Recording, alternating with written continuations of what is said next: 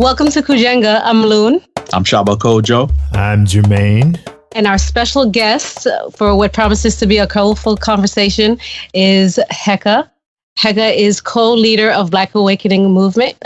Kaka, please tell us about yourself. Thank you guys for having me. Man, what do you know about me? I'm Black and I'm proud. I'm a loving husband, father, a advocate for people, and I make actual miles to page in deodorant. That's about as roundabout as I can go without going into a whole dissertation. Guys, were you aware that infidelity is considered a pathology in our community? A what? A pathology. Medical professionals see it as a disease that plagues our communities, that plagues us. No, I was not. I was not aware of that. I was aware that white folks are a pathology, but I was not aware of that. Infidelity was considered a disease. No, I did not know that. No. So I'm not going to discount what you said. Absolutely. We have our issues with the Caucasians on the planet, but we have our own issues amongst ourselves. True. Infidelity is one of them. So this is a serious conversation that I want to have because we're about nation building and the family is the cornerstone of that. So if that foundation is unstable, then we can't effectively build. Heka, tell me, what are your thoughts on what I just shared with you? I don't necessarily believe it's a disease, in my opinion. And again, I'm not a professional as far as being a credentialed doctor or anything like that. But when you say something that is a disease, that indicates that it's destructive in a way that is almost incurable. I believe that infidelity is a problem from a standpoint that there's a lack of honesty and a lack of open communication. I believe those things are very easily fixable. So I don't necessarily believe it's a disease from a standpoint that it's a foreign entity that has entered our community and that is wreaking havoc in the sense that, we're going to have some type of vaccine for it to take it out. I wouldn't classify it as a disease. Who is this doctor, first of all? I did my research, and although it may not be a foreign pathogen, a virus, or what have you, but it is destructive in our families, and it's something that we need to address so that we can move forward. We say we want our freedom, we say we want these things out of life, but it starts with the individual, and then, of course, to move into a bigger circle, into the family, and then the community and the world. Right. Absolutely. Shaba Kojo, why do you have that look on your face? Because these Europeans are always diagnosing us with made up stuff. Drapetomania, dropsy, ADHD.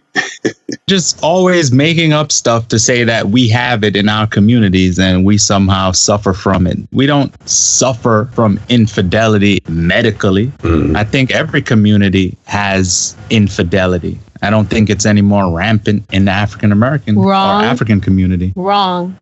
African males lead in this behavior. And so who's doing this study? People. Really? Yeah, yes. I hear you.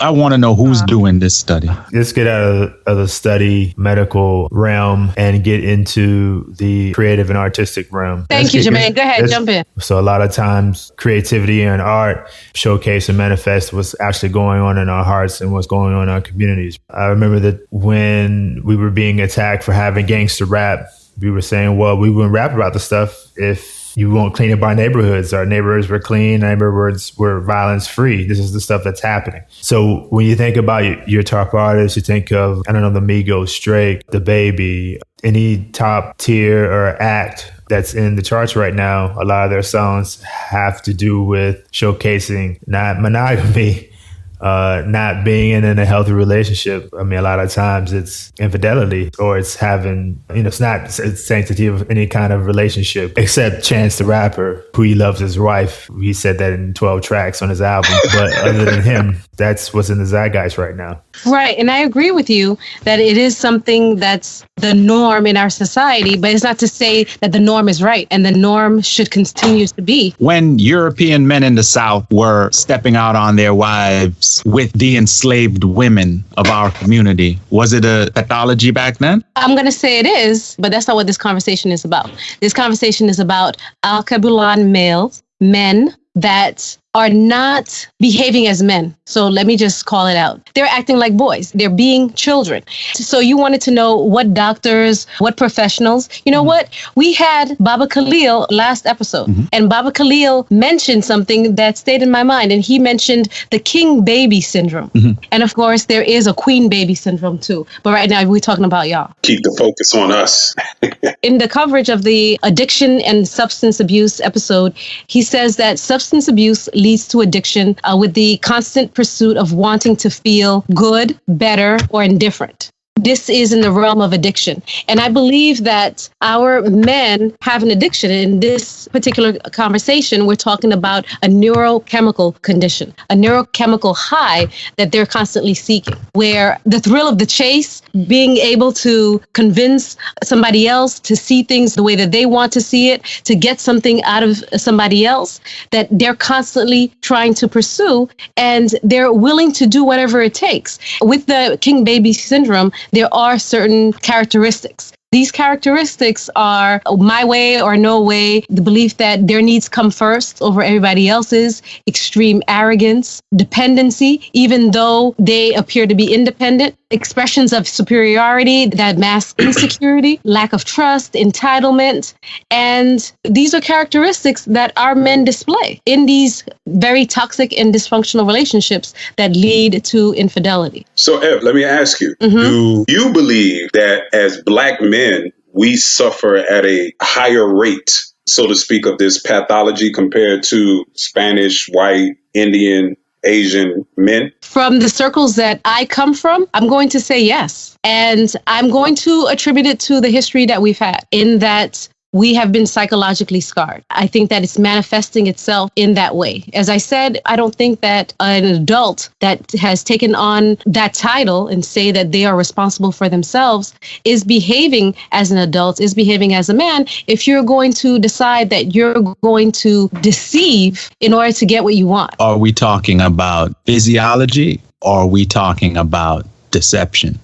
Because if we're going to speak on the science of a thing, there are chemicals that are emitted by women who are nubile. And those are chemical calling cards that any man who is able to pick up on, in this case, it's the majority of men that are attracted to women, are going to pick up on these chemical signatures of a nubile woman, because she emits these things. If she has armpits, if she has pubic hairs, if she has especially natural hair, she is going to emit stronger pheromones that are going to indicate to men that she is of a state where she can have children. And then if you put on top of that the fact that men are naturally attracted to women that they consider beautiful for, whatever features they like, then that's going to even increase that attraction. So let's just take me, for instance. I'm attracted to many women in a day. It has nothing to do with, I'm in love with them. It has to do with just the nature of being a man. If I'm in a space with women who are of birthing age, who are nubile, who are, in my case, because I'm attracted to African women, I'm attracted to women who are natural, and I put myself in those spaces as often as possible.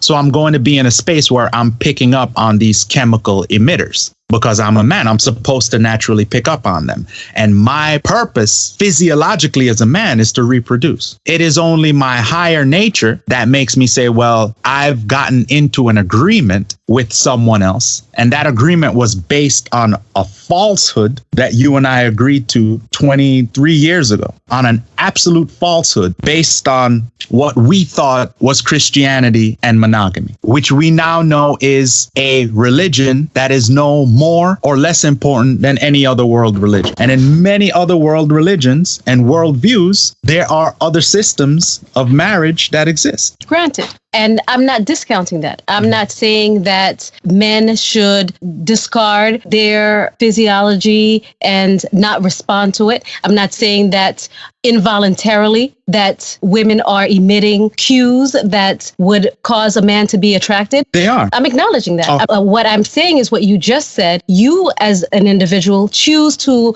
operate on a higher frequency. And my challenge today in this conversation is to encourage other men to to operate on a higher frequency, because when they choose to cheat, they are operating on a lower frequency. They are choosing to be dishonest and to disrespect. And we don't need that in our community at this time, ever, as a matter of fact. And I know we got other people on the line. Do you guys want to get in before I get back in there? I want to follow up on the question that I asked Ev earlier with kind of a statement/question. So if you believe that Black men suffer at an exponentially higher rate of this pathology/disease compared to other cultures, then that almost goes in the same category as when people say Black people are born, more aggressive, born killers, born thieves. It's almost in that same category, basically denoting that we have a genetic some sort of hyper state. Is that what you're saying? Basically. And I'm not going to concede in any conversation, public or otherwise, that, we're natural born killers, murderers, or we're super this, that, the other, like that politician said, and it was shared with the world. What I'm going to say is that we being the original people, I believe that we're more in tune. I am not saying that the inclination of a man is wrong. Wait. Hold on. Just to add to what you're saying, Brother Heka, African women actually scientifically emit more pheromones than any other so-called race of women on the planet. That's a feature of African women.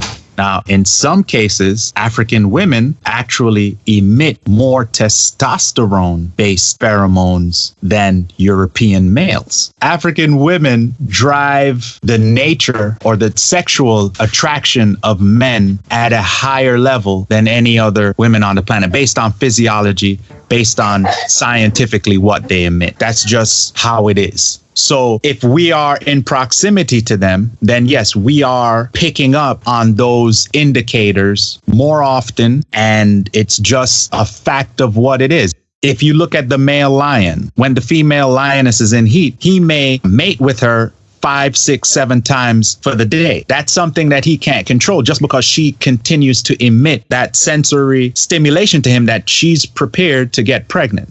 Physiologically, African women emit these things. And this is why they got into so many issues with the European women, especially on the plantations, because their European men would oftentimes be more attracted to the African plantation enslaved women than they would be to their own wives. So I don't want to mark it off to be, well, they're just saying this. I want to kind of put it back in the context of why they would be saying it. But now to get to this issue that African women are hypersexualized, that's more of the mythology for me, because other men desired them and their sexual reproduction was controlled outside of themselves. European men made up this myth so that they could continue to rape and breed our women against their will, and then kind of wash their hands of why they were doing it, because, well, she was asking for it. Let me put a wedge in between what was brought up between Loon and Shaba. We have, on one hand, Shaba saying that the act of Judeo-Christian marriage was a fraud from the beginning. Correct. I was put into that position, given false information, given contradictory information, and told, well, that's what I had to do. And then also Lun was put under the idea that that's what she had to do. I looked for a lot of things that were mythologies as well. That ruined a lot of other things in our marriage. And on the flip side, Lun, you're saying, although, yes, it is that we are the officers of this fraud as Judeo-Christian paradigm, that at the same time, agreement was made, and now Black males are being duplicitous within that agreement. Correct. And to what Shaba Kojo was saying, I'm prepared to, and we have stepped out of that agreement that we stepped into that we didn't realize was a fairy tale that we couldn't live up to. We have stepped out of that. So I'm wanting to further the conversation within our community and say everyone needs to be having these conversations so that we are operating in a paradigm that's realistic. So as Shaba Kojo explains in the scientific matter, he was saying how this is beyond just the thought process, but we're guided by our biology. So if we understand that, we come to terms with that on both sides, let's have an honest conversation and say, well, what does that look like with respect? When we see it and we understand what's happening, how do we deal with it with respect? Because what's going on right now isn't, and is breaking up our families, and it's something that is causing generational destruction. because this behavior is learned. So if you see your father cheat, you are going to be more likely to cheat. And it's just not getting us anywhere. What would be the more respectful way to do that? Well, you throwing out them questions. Give us a comment first, Jay. Thank you, Jermaine. That's my comment. What would be the more respectful way to do that? Oh, he stood his ground on that one. All he did was just repeat. And loud. With authority. Yeah. When you say cheat, you're saying being duplicitous in wanting to procreate or have a relationship with another woman? Correct. So the proposal would be to come to the first wife or first partner and say, I would like to venture outside of this relationship with this other person up front before the action is done. Absolutely. So I would say that in a man's 20s, he should really explore what he's about and come to an understanding and come to terms with it. 20s. And then, as early as 20s. Because, that's really when you start to get serious about any type of long-term relationship. In your teens. So would you say earlier than that? It all depends on the But the damage starts. When does the damage start? The damage actually starts in the teens, because Shaba Kosher and I, we got married in our teens. And that's when the damage started. That's when the damage started. Not everybody gets married in their teens. Sorry. But I understand, and that's why I'm saying 20s. In your 20s, if you're going to be an active adult, it's likely going to happen in your 20s. So before you engage someone, really do some self-discovery and figure out what you're about and what your tendencies may be. And then when you do decide that you're going to get into something serious, be upfront with the other person. And you'll be surprised, honestly, if you are upfront with the person. Yes, you do risk the possibility of that person walking away and saying, no, that's not for me. That's not what I'm looking for. But you also are taking a certain level of responsibility to not harm that person psychologically when you don't have to. When someone decides that they're going to be unfaithful, that they're going to be... You're trying to use reason and logic and agreements made on paper and social agreements to combat forces of nature. Every school of thought, let's deal with Western schools of thought. They deal with unstoppable forces. Strong atomic bonds, weak atomic bonds, electromagnetism, gravity, and sexual attraction. Okay. These are all forces that the minds of the best thinkers in the European world have decided are unstoppable. In fact, these are the forces that keep life going. Therefore, I believe that we were socially engineered to pare down to this idea of monogamy. And I have an idea of where it even comes from. It comes from the same school of thought that came to, priests should remain unmarried and just be married to God, and nuns should just be married. It came down to an issue of control. I understand that. And I'm saying, let us shed that. As we're being guided by these forces of nature that help life to continue, let's be honest about what our intentions are. Those were white priests, by the way, Catholic priests. And all the priests were required to be unmarried except during their initiation. So if we're going to be honest about what our intentions are, then we have to step away from the paradigm of popular marriage or monogamy. And we have. Yes, Heka. It's funny because I agree with Ev in the sense that, if we are going to commit to this social construct that we've been forced into as men against our biological will, I guess that's the best way to say it, then because we made that commitment as men, then we should honor that commitment, right? If that's the commitment that we made, which means we do have to elevate to a higher self and choose to say, okay, you know what? I made a commitment to this person. This is the understanding that me and my significant other have, so I can't break that contract, right? Because that's basically what it is. It's a contract. I do agree with that 100%. But where I disagree, especially being that Shaba broke it down scientifically more for me to be able to disagree in this sense is Thank you, Shaba. I think I'm being objective. I don't want to make it seem like I'm speaking about men because I am a man. But I truly believe that because we do have a biological directive, these are forces that are unstoppable. A lot of them are unexplainable. If we have these kind of forces that are driving us involuntarily to where, we have this thing in our community where, and I guess it exists in every community, but if a man sees a beautiful woman and he looks it's disrespect. Now, I understand to a certain degree, you don't want to be gawking at another woman. So even within that, there's some respect. But I think that whole notion of us having to have that kind of discipline to suppress something that is natural to us, there's a sickness, there's a pathology in that, I believe. I don't believe the pathology is black men just have a propensity to cheat. I just think there's much higher biological powers that we don't understand. So first, let me say that because I don't want to make what I'm saying sound like an excuse. But we don't understand those biological powers like Shaba was talking about with those pheromones. We smell those pheromones and they send us crazy. I don't know about all this pathology and disease stuff that white folks are talking about that we have.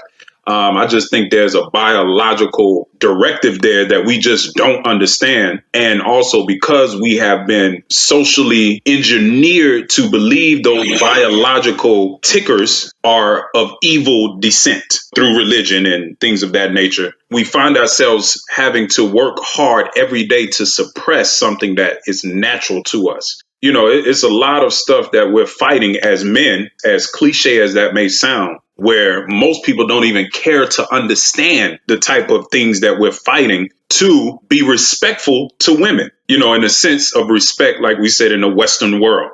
I agree on both sides, but how I also disagree on this pathology disease thing that we're talking about. I think to say that a man being attracted to a woman is a disease is a mental sickness. It's almost homosexual. A man is supposed to be attracted to a woman. Mm-hmm. If there is any kind of disease associated with that or pathology created around that, then these are the thinkers and the doctors and the scientists who need to have their mental health checked. Once again, guys, I am not saying that the act, the pursuit of life, whether when you engage that is the result or not, is wrong. Mm-hmm. The definition of disease that I believe is being used in the text that I quoted, I would think closely relates to this: a particular quality, habit, or disposition regarded as adversely affecting a person or group of people. Mm-hmm. So your habit of engaging in a relationship with one person, having that person lead their lives and believe that they are the only person that you keep in that capacity and lead another life outside of them, putting them in danger biologically, because you're exposing them to all sorts of things, is not a quality that we need to keep. It's a quality that we need to shed. It adversely affects us. You know, a couple of years ago, Shaba Kojo, you told me, and this is gonna go way left right now. You told me that you had a conversation with a family friend and she described cheating to be equivalent to rape. And when Shaba Kojo relayed that conversation to me, you know, I was taken aback and I was like, you know what? Yes, cheating is hard. Cheating is rough, but I didn't want to assign that label on it. And even in this conversation today, in the position that I'm taking, I still am, you know, not 100% on it. But when I did the research for this episode and I realized just the harm that cheating does, it's a violation. It's a psychological violation, and we need to stop doing it to one another.